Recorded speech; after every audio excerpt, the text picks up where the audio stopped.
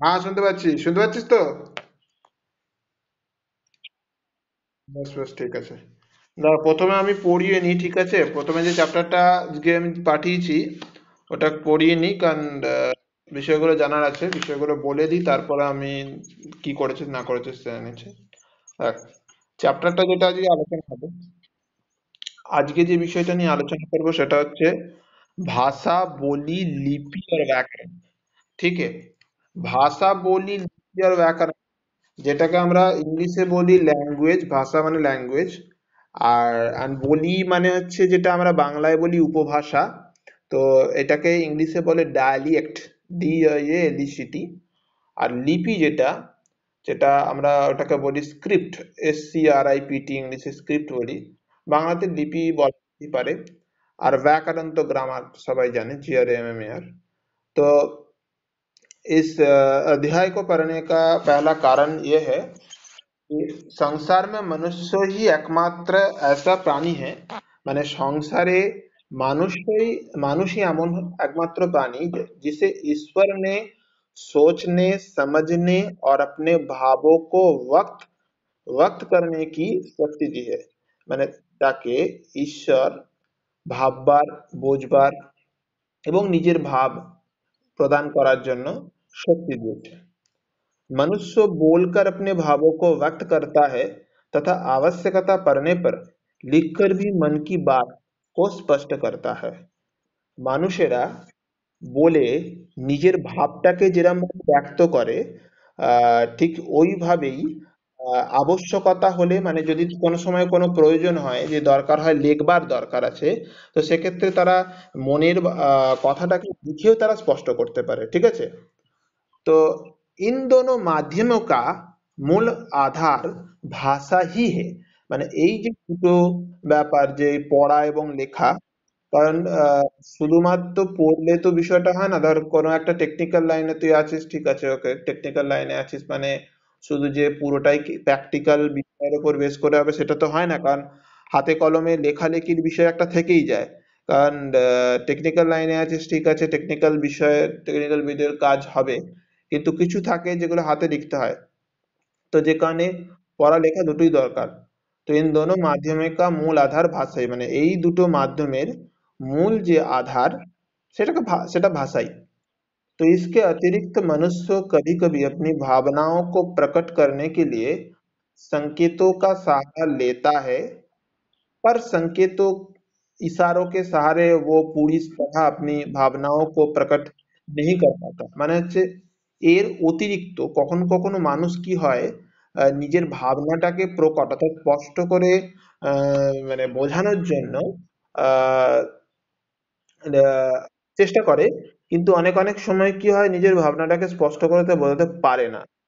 तो इसी कारण संकेतों के सहारे भावनाओं को प्रकट करना ভাষা नहीं कहलाती। মানে এই কারণেই যে সংকেতের অর্থাৎ ইশারা ইঙ্গিতের সাহায্যে ভাবনার যে প্রকট করাটা, ওই বিষয়টাকে আমরা ভাষা বলতে পারি না, মানে ভাষা বলা যায় না। अतः ভাষা के लिए कहा जा सकता है कि, তার আমরা ভাষার জন্য যেটা বলতে পারি, এখানে একটা সংজ্ঞা দেওয়া হয়েছে, এটা মোট করে, जिस साधन द्वारा मनुष्य अपने विचारों का आदान प्रदान करता है उसे ভাষা कहते हैं। মানে যেই সাধন এর দ্বারা মানুষ নিজেদের বিচার এর আদান প্রদানটা করতে পারে তাকে ভাষা বলা হয়, ঠিক আছে? এবারে বলা হচ্ছে আদান প্রদান দু প্রকার से किया जाता है। মানে এই যে আদান প্রদানের বিষয়টা বলা হচ্ছে, এই আদান প্রদানটা কিন্তু দুভাবে হয়ে থাকে, ঠিক আছে, দুটো ভাবে হয়ে থাকে। একটা কথা বলে দিই, দুটো ভাগে হয়ে থাকে। तो दो प्रकार किए जाते हैं, जैसे बोलते हैं कि बोलकर और लिखकर। মানে বলে, মুখে বলে এবং লিখে, ঠিক আছে, মুখে বলে এবং লিখে, এই বিষয়টাকে কথা হয়ে থাকে। तो इस प्रकार इस प्रकार क्या होता है, इस प्रकार प्रयोग के आधार पर भाषा के दो रूप है। এভাবে প্রয়োগের আধার করে ভাষাকে আমরা দুভাগে ভাগ করতে পারি, ঠিক আছে?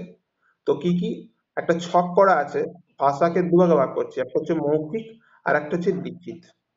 ডেফিনেটলি বোঝাই যাচ্ছে মৌখিক মানে হচ্ছে মুখে বলা, ঠিক আছে, এই যে কথাবার্তা আমরা বলছি, এই যে কথা বলা। তো ধর suppose, ধর কোনো এক্সাম হচ্ছে, তো এক্সামে মেনলি তো রিটেন। কারণ দেখ, হয় এমন একটা বললো, যেদিন বললো যে ওটা প্র্যাকটিক্যাল ওয়ার্ক হবে, তো প্র্যাকটিক্যাল ওয়ার্ক হলে তোদের কাজটা পুরোটা যদি ল্যাপটপ থাকে তো ল্যাপটপে, আদারওয়াইজ ডেস্কটপে হবে। কিন্তু যেদিন রিটেন পরীক্ষা হবে সেদিন তোকে লিখতেই হবে। ঠিক আছে, তো লেখার পরীক্ষা হলো। আর যেদিন ভাইবা হবে তো ভাইবা আলাদা ব্যাপার। তো সেই মুখে বলার ব্যাপারই চলে আসছে। তো মৌখিক বিষয়টা কি বলছে, जब व्यक्ति अपने मन के भावों को बोलकर व्यक्त करता है तो वो ভাষা का মৌখিক রূপ होता है। মানে যখন একটা ব্যক্তি নিজের মনের ভাবটাকে বলে বোঝানোর চেষ্টা করে, তখন ওই ভাষাটাকে মৌখিক রূপ বলা হয়। ঠিক আছে। আর লিখিত কি হচ্ছে, जब व्यक्ति अपने मन के भावों को लिखकर व्यक्त करता है तो वो ভাষা का লিখিত রূপ होता है। এবার যখন একজন ব্যক্তি নিজের মনের ভাবটাকে লিখে ব্যক্ত করে বা প্রকাশ করে, তখন ওটা কিন্তু ভাষার লিখিত রূপ হয়ে যায়। ঠিক আছে, এটা একটা বিষয়।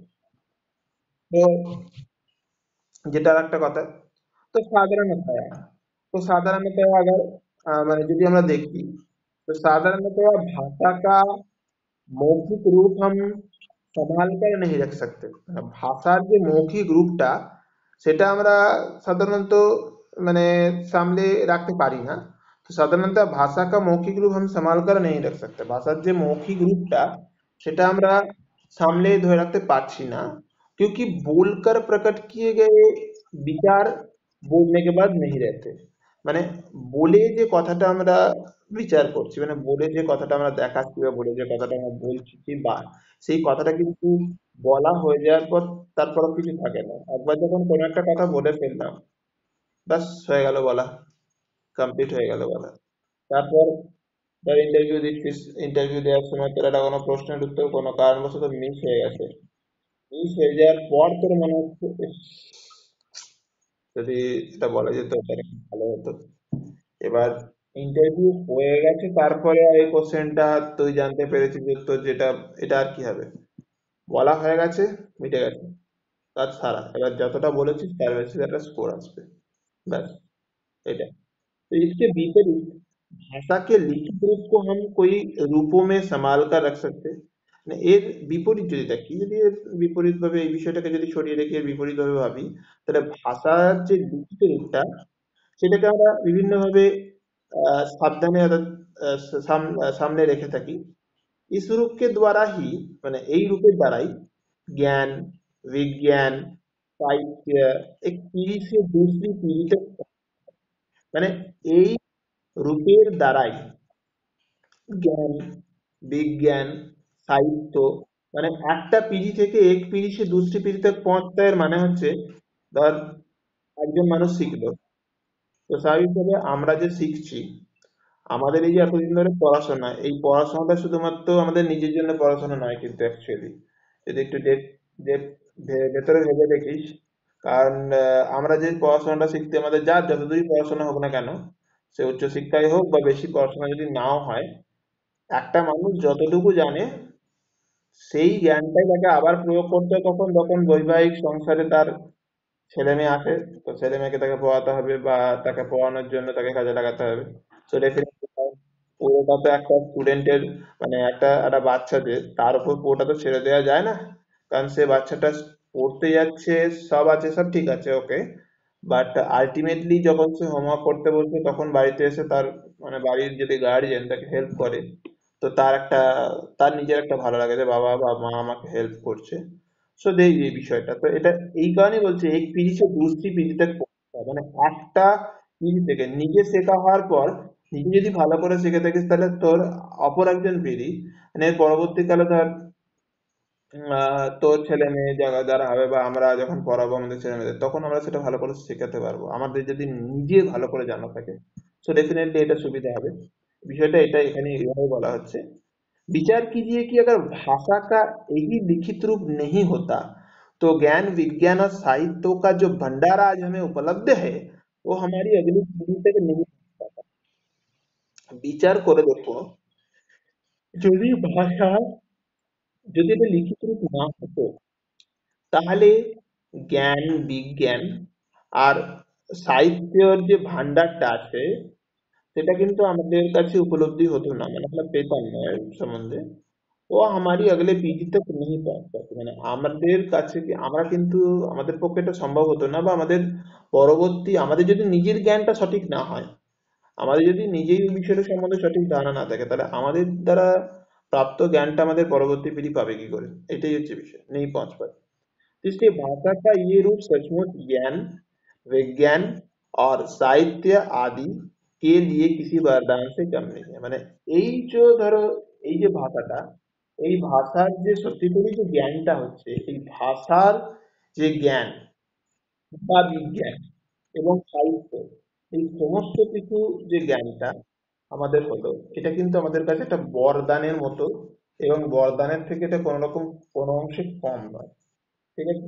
তো মৌখিক ভাষা को सीखने की आवश्यकता नहीं पड़ती, মানে মৌখিক ভাষাটা আলাদা করে শেখবার কোনো প্রয়োজন হয় না বলছে।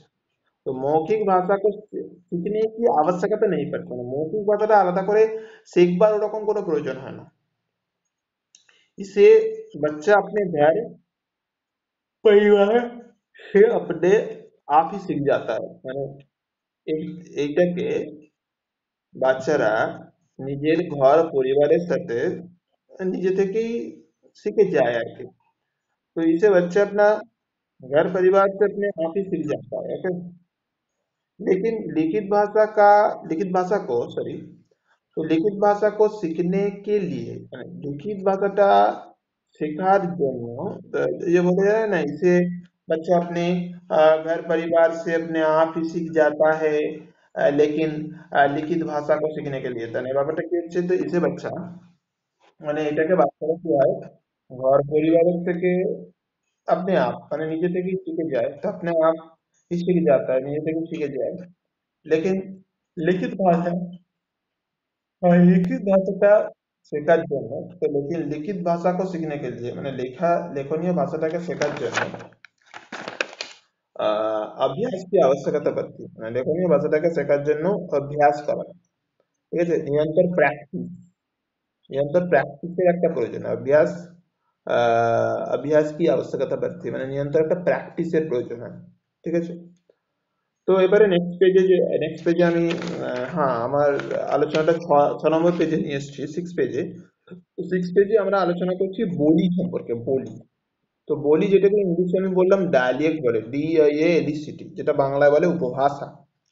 तो डायलिएक्ट বা उपभाषा किरकम বা বলি, हिंदी क्षेत्र बोली सीमित क्षेत्र में बोले जाने वाले भाषा के रूप को बोली कहा जाता है, अर्थात स्थानीय व्यवहार में अल्प विकसित रूप में प्रयुक्त होने वाली भाषा बोली कहलाते हैं। মানে ব্যাপারটা কি দাঁড়ালো, সীমিত ক্ষেত্র মানে খুব নির্দিষ্ট জায়গা, মানে একটা পার্টিকুলার প্লেস, একটা সীমিত ক্ষেত্র, মানে স্বাভাবিকভাবে এই এলাকাতেই ব্যবহৃত হয়, ওই এলাকা ছেড়ে কোনোভাবেই অন্য এলাকায় যাবে না একটা ভাষা।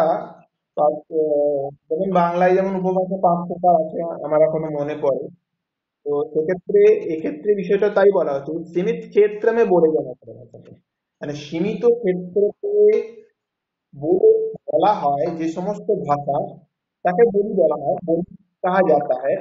অর্থাৎ অর্থাৎ কি হচ্ছে, স্থানীয় ব্যবহার মানে স্থানীয় ব্যবহারেতে অল্প বিকশিত রূপে, মানে অল্প বিকশিত মানে অল্প বিস্তর যে বিকশিত হচ্ছে, অল্প বিস্তর रूप में মানে অল্প বিকশিত যে রূপটা ধর বিকশিত হচ্ছে, তার অল্প বিস্তর रूप में প্রযুক্ত होने वाले অল্প বিস্তর রূপে বিকশিত হয়ে যে প্রযুক্ত হচ্ছে, সেই প্রযুক্ত হওয়া যে ভাষাটা, এই অল্প বিকশিত রূপটা যে বিকশিত হচ্ছে, তাতে করে যে প্রযুক্ত হচ্ছে, সে প্রযুক্ত होने वाले भाषा को क्या बोली कहलाते हैं, মানে উপভাষা বলা হয়।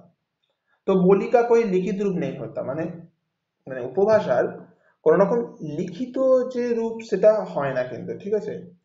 तो मगही मागधी मैथिली वज्जिका राजस्थानी बुंदेलखंडी आदि कोई ऐसी बोलियां है जिनका प्रयोग भारत के भिन्न भिन्न भागों में किया जाता है, माने কি হলো মগহী বা মাগধী मैथिली बज्जिका राजस्थानी बुंदेलखंडी আদি, মানে এরকম অনেক রকমের উপভাষা আছে, जिनका प्रयोग भारत के, মানে যার প্রয়োগগুলো ভারতের ভিন্ন ভিন্ন, जिनका प्रयोग भारत के ভিন্ন ভিন্ন ভাগ में किया जाता है, মানে যার প্রয়োগটা ভারতের বিভিন্ন বিভিন্ন প্রান্তে করা হয় থাকে। ঠিক আছে। तो तो हमारे देश में पहले 18 भाषाओं का मान्यता मिली हुई थी।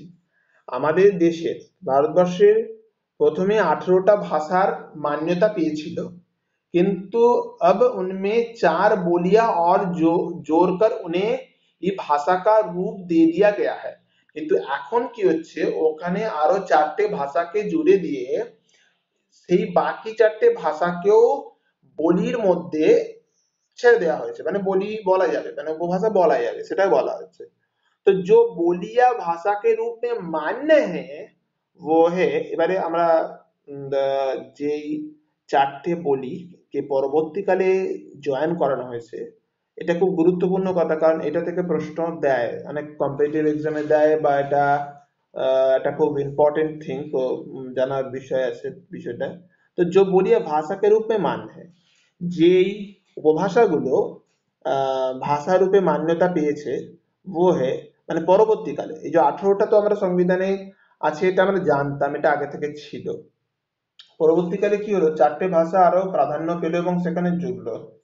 তো সেই 4টে ভাষা কি কি, ডোগরি, মাইথিলি, बोरो तथा कोंकणी।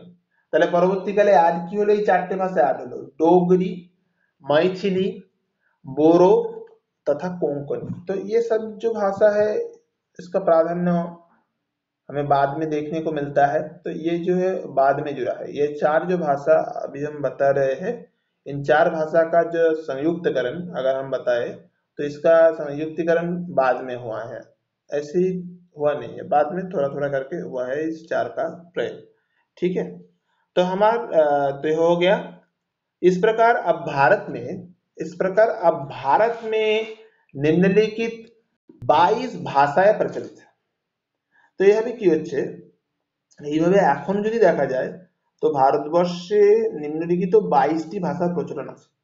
এবার নিম্নলিখিত যে 22টি ভাষার প্রচলন আছে, ওই 22টা ভাষার নাম কিন্তু আমাদের অবশ্যই মনে রাখতে হবে, মনে রাখা উচিত, কারণ আমাদের সংবিधाने যে इस प्रकार अब भारत में, এটা একদম প্রশ্নটা মাঝে মাঝে থাকে। তো इस प्रकार हमारे भारत में निम्नलिखित 22 ভাষা का प्रचलित, আমাদের ভারতবর্ষে টোটাল মোট 22টা ভাষার প্রচলন আছে। তো কি কি দেখি।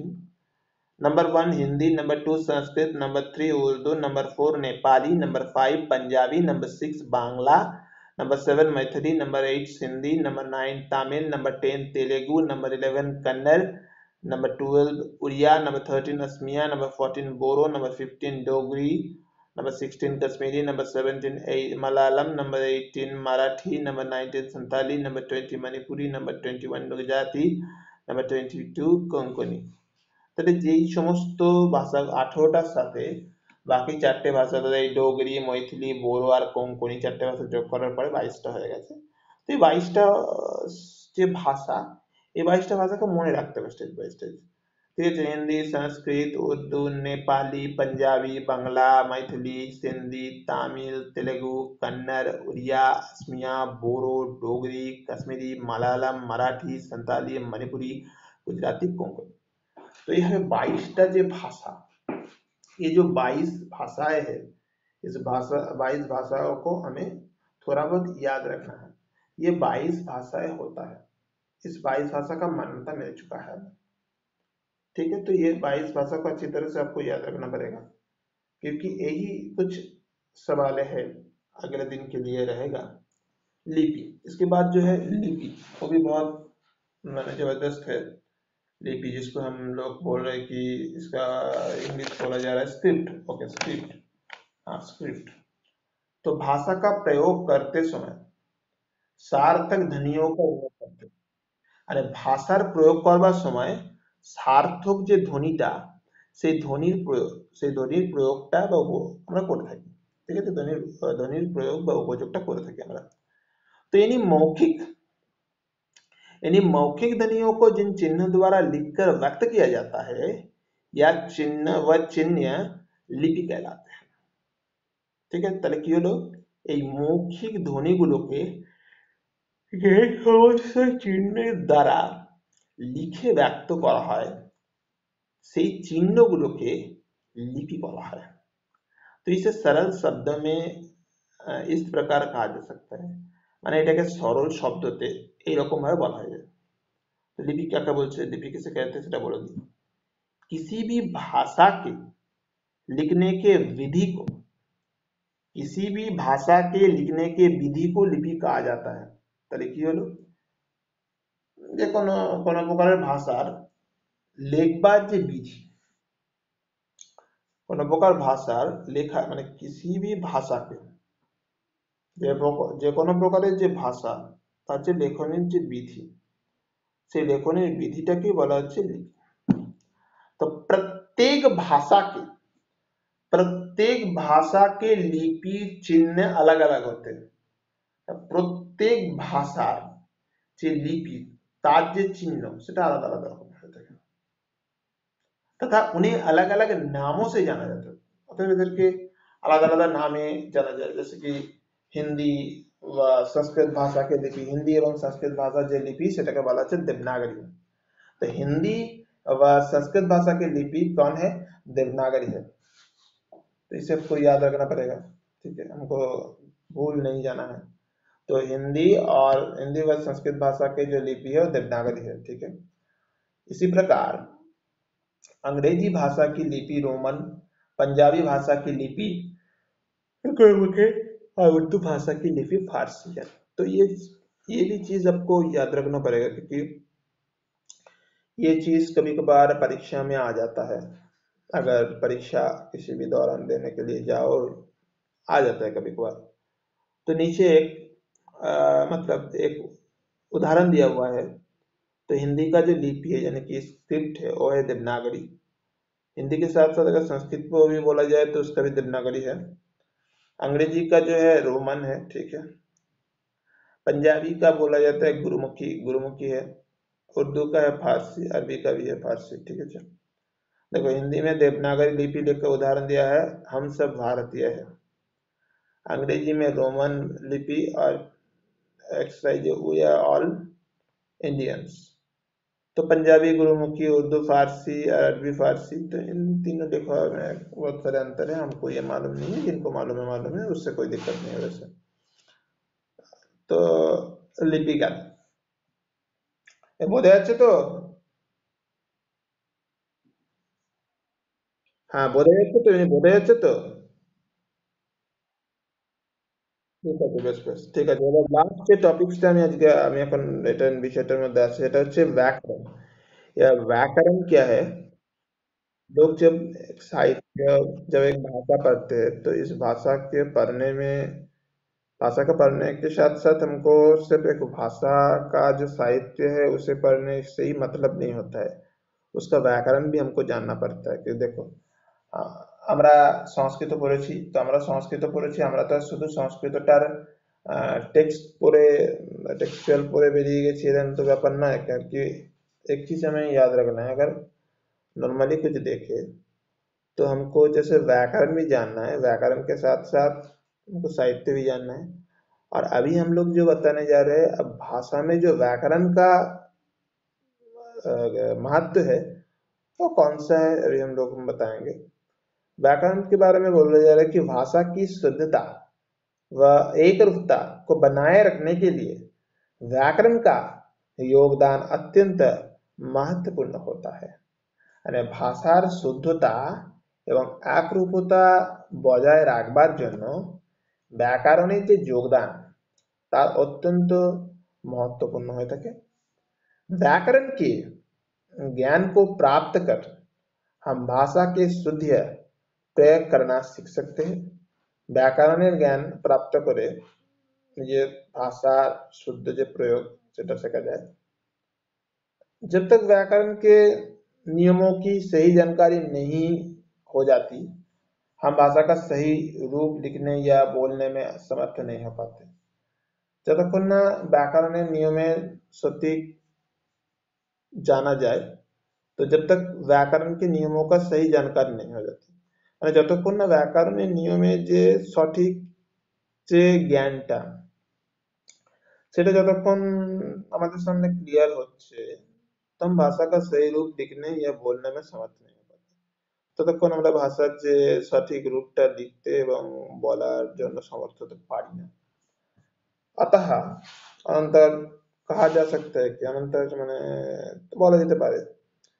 तो व्याकरण एक डेफिनेशन दिচ্ছে, जो शास्त्र हमें वर्णों, शब्दों और वाक्य के शुद्ध प्रयोग की जानकारी देता है। ভালো করে শুনুন, यो শাস্ত্র মানে যে শাস্ত্র দ্বারা আমরা বর্ণ, শব্দ এবং বাক্যর যে শুদ্ধতা সেই সম্পর্কে আমাদের যেটা থেকে জানতে পারি আমরা তাকেই ব্যাকরণ বলে।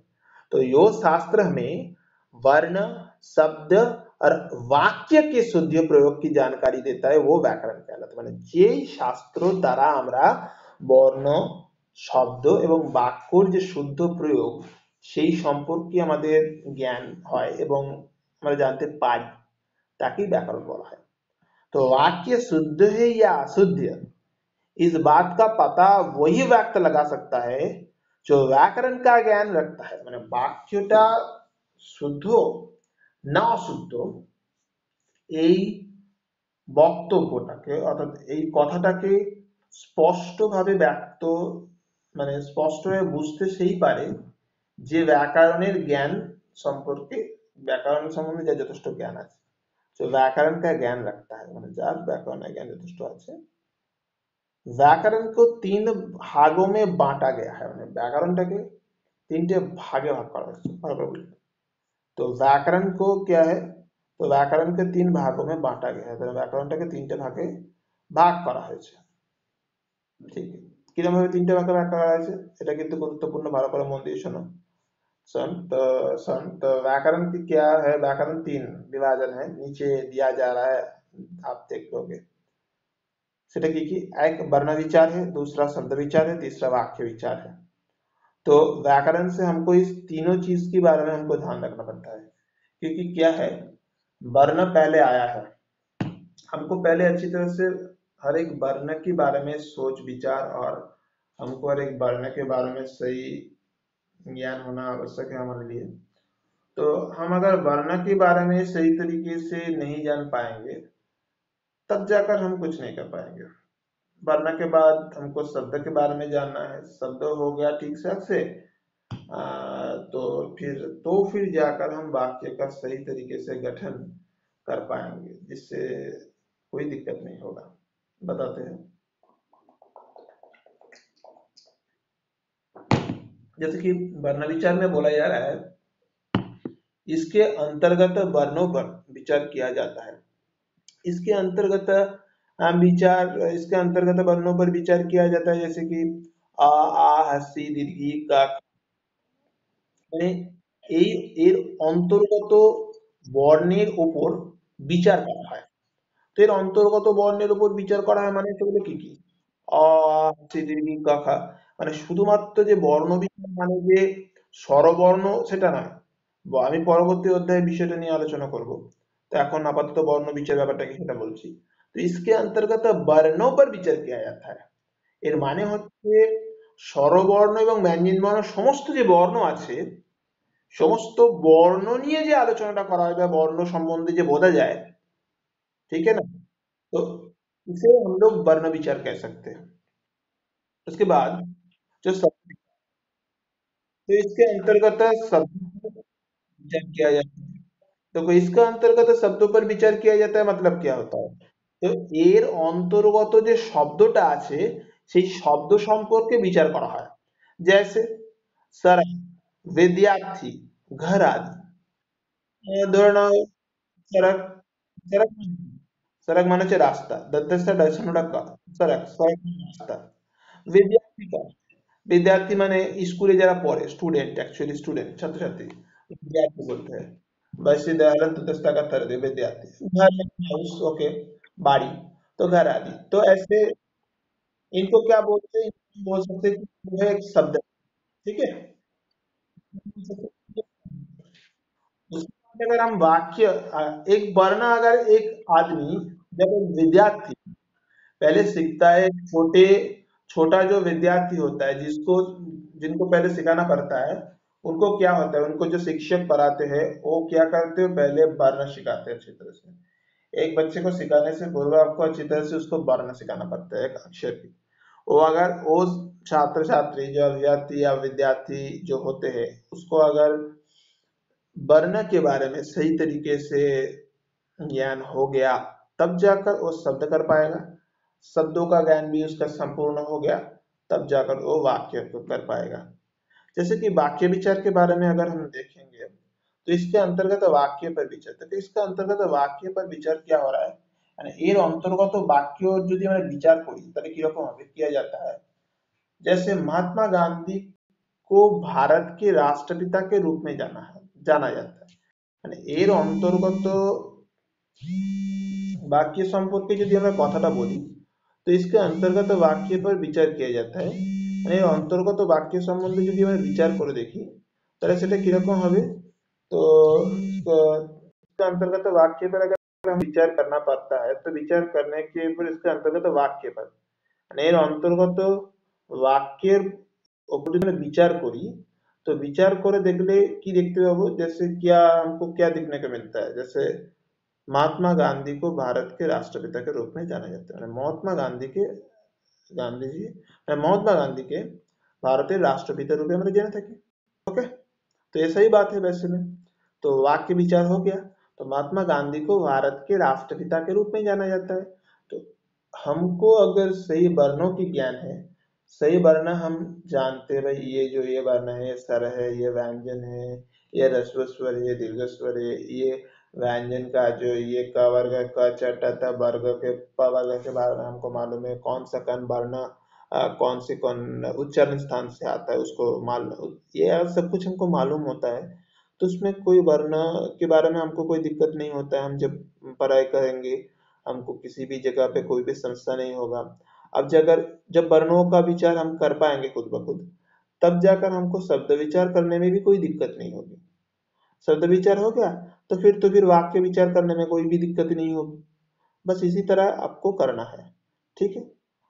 उसके बाद जो पुस्तकें होते हैं, उस हर सभी पुस्तकों में एनसीईआरटी के द्वारा जो पुस्तकें होती है, उसमें एक चीज होता है, हमने सीखा। देखो, आप लोगों ने इस अध्याय में क्या क्या देखा, हमने इस अध्याय में देखा, इस अध्याय का नाम है भाषा, बोली, लिपि और व्याकरण। तो भाषा is equals to language, बोली there is equals to dialect, लिपि there is equals to script and व्याकरण तो ग्रामर। ओके, सो हमने सीखा में क्या होता है, हमने सीखा में ये होता है, उस दौरान उसमें दिया जाता है कि जो अध्याय हम लोगों ने पढ़ा है, अभी आज जो हमने पढ़ा, इस पूरे अध्याय में जो हम लोगों ने पढ़ा, इसका एक सार, सब्सटेंस होता है, बताते हैं। जिस स्वादन द्वारा मनुष्य अपने विचारों का आदान प्रदान करते हैं, उसे भाषा कहते हैं। माने যেই সাধনের দ্বারা মানুষ নিজেদের সম্পর্কে আদান প্রদান করতে পারে, তাকেই বলা হচ্ছে ভাষা, তাকে ভাষা বলা হয়, ঠিক আছে। তো ভাষাকে দो रूप होते हैं, মানে ভাষাকে কি হয়, ভাষাকে দুটো রূপ হয়, ভাষা দুটো রূপ হয়, মৌখিক আর লিখিত। মানে ভাষার যে দুটো রূপ হলো সেটা কি কি, একটা হচ্ছে মৌখিক আর দ্বিতীয়টা হচ্ছে लिखित। ओके, सो देन अपने मन के भावों को जब व्यक्ति बोलकर व्यक्त करता है, तो भाषा का मौखिक रूप होता है। যখন একটা ব্যক্তি নিজের মনের ভাবটাকে বলে ব্যক্ত করে, তখন ওই ভাষাটাকে মৌখিক रूप বলা হয়। और अपने मन के भाव को जब व्यक्ति लिखकर व्यक्त करता है, तो वो भाषा का लिखित रूप होता है। যখন একজন ব্যক্তি মনের ভাবটাকে যখন লিখে প্রকাশ করে, তখন ওটা ভাষার কি হচ্ছে, লিখিত रूप বলা হয়। ओके, अब सीमित क्षेत्र में बोले जाने वाले भाषा के रूप को बोली कहा जाता है। सीमित क्षेत्र, पर्टिकुलर प्लेस, ओके, আমরা বলতে পারি this is a particular place. सीमित क्षेत्र में बोले जाने वाला भाषा, মানে সীমিত অর্থাৎ নির্দিষ্ট স্থানে বলা যায় এরূপ যখন যে শব্দগুলো বা ভাষাগুলো, সরি শব্দ বলবো না, ভাষাগুলো, তাকে বলা হবে बोली বা डायलेक्ट। ओके, या किसी भी भाषा के लिखने का विधि को, माने किसी भी भाषा के लिखने के विधि को लिपि कहते हैं। মানে কোনো একটা ভাষা লেখবার সময় তার লেখনির যে শৈলী বা লেখনের যেটা বিধি বা নিয়মাবলী থাকে, তো किसी भी भाषा को लिखने का जो विधि মানে লেখার সময় যে লেখার যেটা বিধি থাকে তাকে বলা হচ্ছে লিপি বা স্ক্রিপ্ট। ওকে, এবারে जो शास्त्र हमें जो शास्त्र हमें वर्ण, शब्द और वाक्य के शुद्ध प्रयोग की जानकारी देता है वो व्याकरण कहलाता है। মানে যেই শাস্ত্রটা আমাকে বর্ণ, শব্দ এবং বাক্যর যে শুদ্ধ প্রয়োগ করা, এতগুলো জিনিস হচ্ছে, যেই শাস্ত্র আমাকে বর্ণ, শব্দ এবং বাক্য যে শুদ্ধ করা, সেই বাক্যের শুদ্ধ করা সম্পর্কে আমাকে যে একটা জানকারি অর্থাৎ আমাকে যে একটা কথা বলে, একটা তথ্য দেয়, তাকে কি বলা হচ্ছে? व्याकरण বলা হয়। ঠিক আছে, उसको व्याकरण कहलाता है वैसे। तो हो गया। अब जो है व्याकरण को 3 भागों में बांटा गया है। व्याकरण के 3 भागे भाग करा है सोचा जाता है, कि वर्ण विचार, शब्द विचार और वाक्य विचार। বর্ণ বিচার, শব্দ বিচার এবং বাক্য বিচার, এই 3 ভাগে एक्चुअली व्याकरण के भाग करा है। ठीक है, ये 3 विचार দিয়ে বড় হয়। तो এটা हमने सीखा में हम लोगों ने देख लिया। अब जो सबसे बड़ी बात होता है इस दौरान, जब अध्याय हम लोग पढ़ रहे होते हैं, तब क्या होता है, इसका जो प्रैक्टिस करने के लिए जो जगह होता है, यानी कि अनुशीलनी, बांग्ला যেটাকে আমরা অনুশীলনী বলি, ओके, एक्सरसाइज बोली इंग्लिश से, तो क्या होता है, उसको हमें कर लेना पड़ता है। जब एक अध्याय हम पढ़े, तीनों पृष्ठा के अध्याय हमने पढ़े, ठीक है, 5, 6, 7 में, तो 8वीं और 9वीं पेज में क्या है, इसका एक्सरसाइज है, तो उसे भी हमें आज ही खत्म करना है। अगर हम आज वो खत्म कर लेंगे तो जाहिर सी बात है अगले दिन जब हम लोग पढ़ेंगे तब हम किसी और अध्याय के बारे में पढ़ पाएंगे, ठीक है, और नए चीजों के बारे में हम जान पाएंगे। ठीक है, तो अभी क्या है, हम आपको बता देते हैं 8वीं और 8 और 9 पेज के बारे में हम बता देते हैं। ठीक है, अगर 8वीं पेज की तरफ आप देखें तो क्या दिखने को मिलेगा?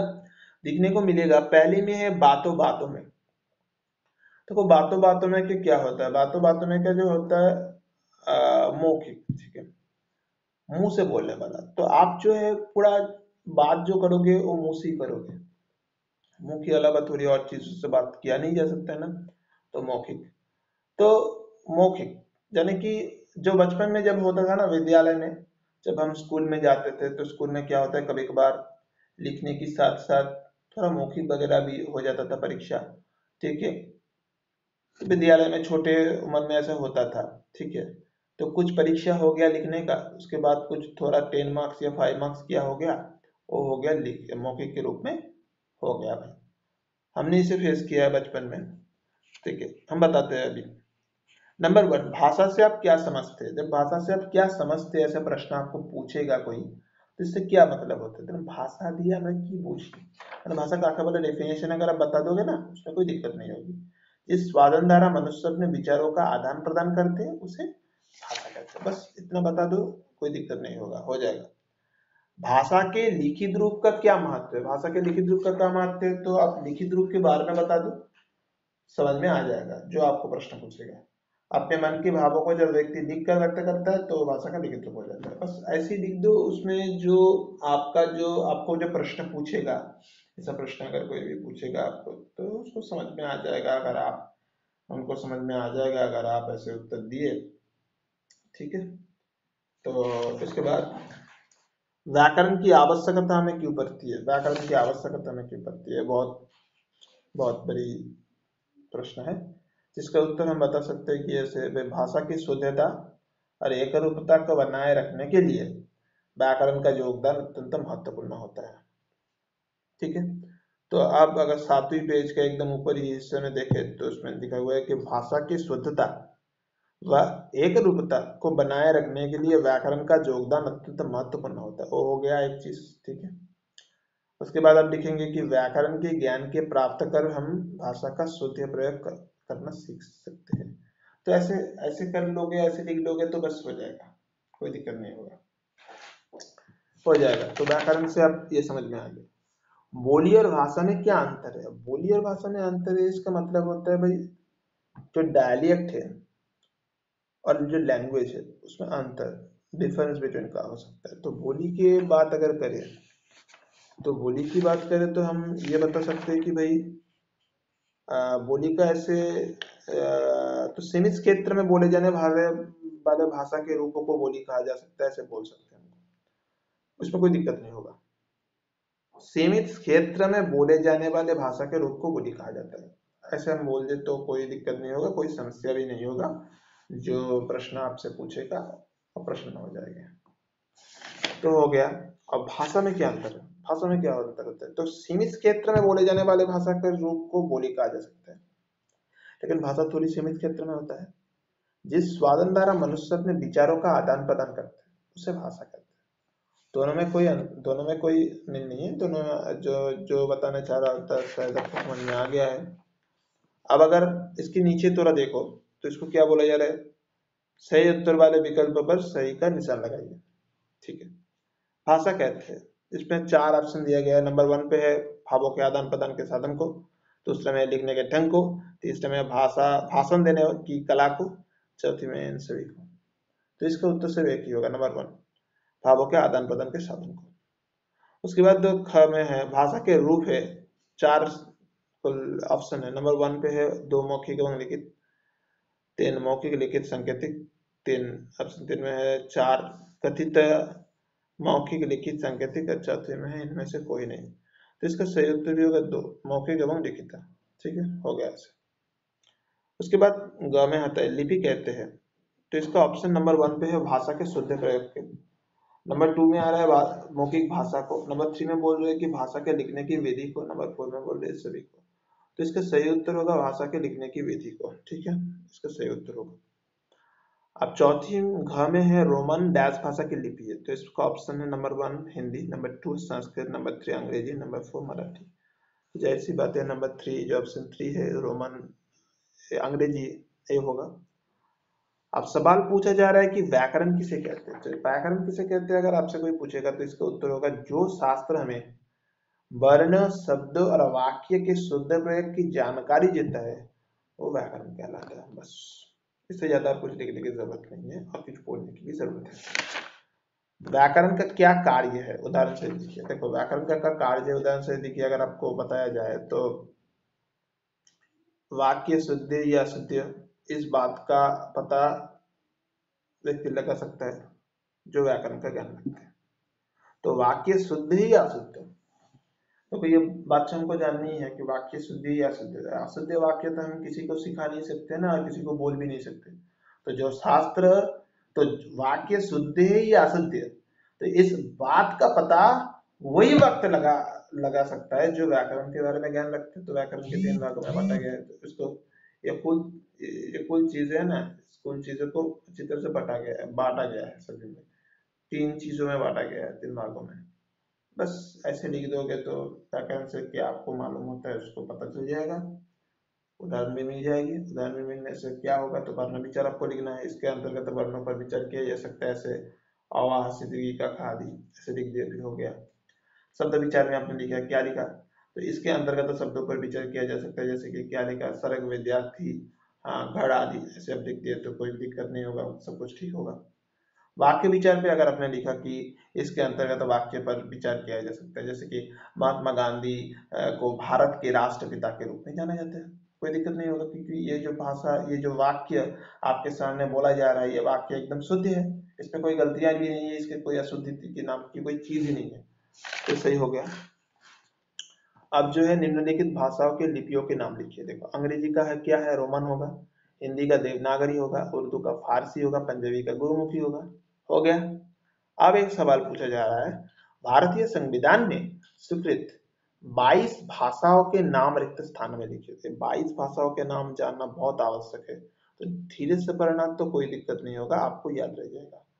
মনে রাখতে হবে এই 22টা ভাষার নাম কিরকম। Number 1 Hindi, number 2 Sanskrit, number 3 Urdu, number 4 Nepali, number 5 Punjabi, number 6 Bangla, number 7 Maithili, number 8 Sindhi, number 9 Tamil, number 10 Telugu, number 11 Kannada, number 12 Oriya, number 13 Asamiya, number 4 Bodo, number 14 Boro, number 15 Dogri, number 16 Kashmiri, number 17 Malayalam, number 18 Marathi, number 19 Santali, number 20 Manipuri, number 21 Gujarati, number 22 Konkani. Okay, so next last प्रश्न जो है, भारत के निम्नलिखित राज्य में बोले जाने वाली भाषाओं के नाम अध्यापिका से जानकर लिखिए। देखो, महाराष्ट्र मराठी, गुजरात गुजराती, असम असमिया, जम्मू और कश्मीर में डोगरी और उर्दू, पश्चिम बंगाल में बंगला, दिल्ली में हिंदी, पंजाब में पंजाबी, तमिलनाडु में तमिल। तो कुल ऐसे होता है। तो आपको क्या करना है, जो 8वीं और 9वीं पेज में जो एक्सरसाइज वगैरह मैंने आपको बोला है उसे अच्छी तरह से करके रखना है। मैं डेफिनेटली पूछूंगा आपसे अगले दिन, यानी कि रविवार को, मैं जो अध्याय है 8 और 9 का जो अध्याय आपको दिया जा रहा है, तो इसको आपको पूछूंगा। ठीक है, तो तो ये अगर आपको बारे में आपको मालूम हो जाएगा तो इसमें कोई दिक्कत शायद आपको नहीं होगी। ठीक है, हम देखते हैं वैसे। ঠিক আছে, তো বোঝা গেল আমি কি বলতে চাইলাম প্রিয়াঙ্কা? আমি যেটা বলতে চাইছি, দেখ, 5 6 7 পাতা যেটা না, 5 6 7 পাতাটা হচ্ছে তোর ওখানে ইনফরমেটিভ, মানে তথ্যগুলো আছে।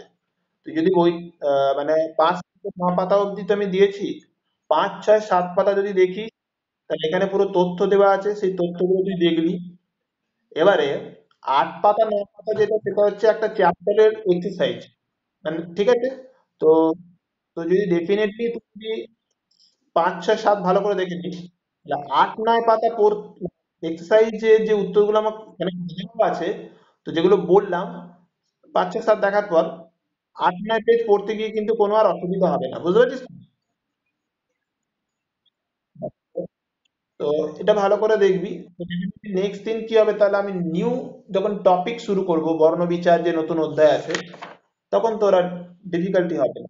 ঠিক আছে, আজকে বোঝা গেছে তো? ঠিক আছে, তোর যদি কিছু লিখে ফিকে থাকিস তো পাঠিয়ে দিস, আমি দেখে নেবো। ঠিক আছে, ওকে, ঠিক আছে, তাহলে আজকে থাক। বেশ, ঠিক আছে। হ্যাঁ, তুই পরে শেয়ার করে দিস তোর সময় মতো। আর ঠিক আছে, কোনো ব্যাপার নয়। আজকে এটা বিষয়গুলো যেগুলো বললাম সবগুলো ভালো করে দেখবি। ঠিক আছে, আমি কিছু কিছু জিজ্ঞাসা করবো। আহ, তো রবিবার দিন আবার নয় অধ্যায় শুরু করবো। ঠিক আছে, নতুন। ঠিক আছে, ওকে, চল, গুড নাইট। ঠিক আছে, চল। হুম।